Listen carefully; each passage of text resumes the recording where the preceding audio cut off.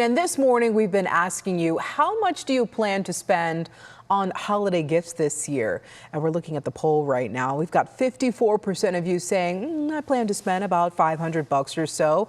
14% saying between $500 and $1,000.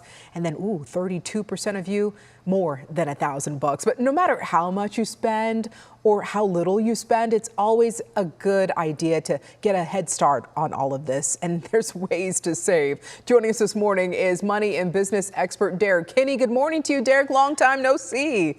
Good morning, Cleo. Happy early Christmas to you. Yes. It's really, listen, why does Christmas seem to catch so many people by surprise every year when it comes to the spending?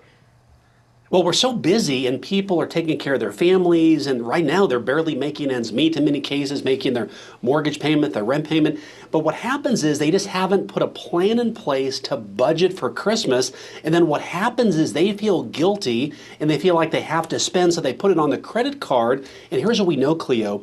Unplanned credit expenses are typically on average 12 to 18% higher than if you use cash and have a strategy. So not only do you feel bad, but now you feel bad about what you're spending, and you're probably going to be paying for this Christmas several Christmases from now. We want to put an end to that today. Right. That is not all right. I guess, what's the best way to begin saving for Christmas? Is it too late? It's not. And the key is you want to be strategic. And let me say a tough message for all of our viewers. You don't have to buy a gift for everybody. Facts. One of the best ways to save money, especially in a big family, is pick an age and say, you know what?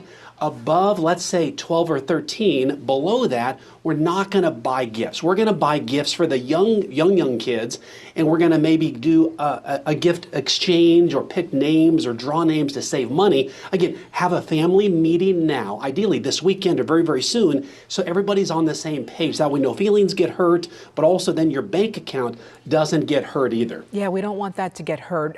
Derek, for people who are struggling financially, that's a lot of people with inflation right now, what is the best way for them to handle all of the Christmas holiday shopping?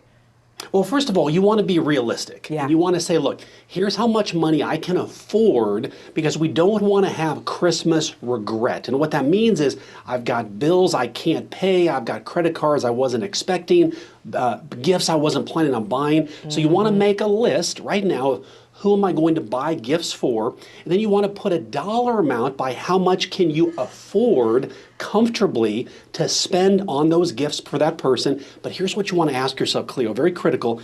Do I want to buy a gift of an item that they may forget about and not even think about a day later? Or maybe it's the gift of a time experience. Let's do something together. One thing we know is that years from now, people never really remember. You remember that red sweater I really, really liked? Right. But they talk about, hey, remember that concert or just that walk in the park we went to, or that trip we went on, or that coffee we had together? People remember experiences, and they're typically a lot cheaper than a gift that you have to package. Yeah, there's a quote by Maya Angelou that says, people will forget what you do in life, but they'll never forget how you make them feel. So right on with that. Derek, before we go here, what's the biggest mistake people make during the holiday shopping season?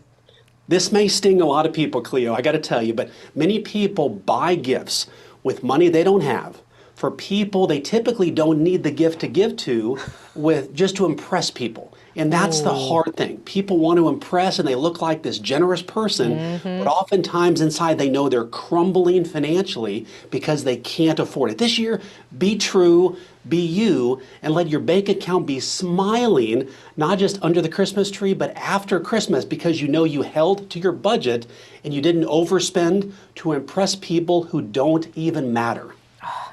Good point. And I got to make my list after the show, okay? Derek, before we go, how can people reach out to you? Well, one of the best ways now is to make more money. So I've got a website. It's called GetTheRaiseYouWant.com. It's a way for everybody right now, especially for next year, to finally get paid what they deserve. GetTheRaiseYouWant.com. Oh, you're so good. Derek, thank you so much for joining us this morning.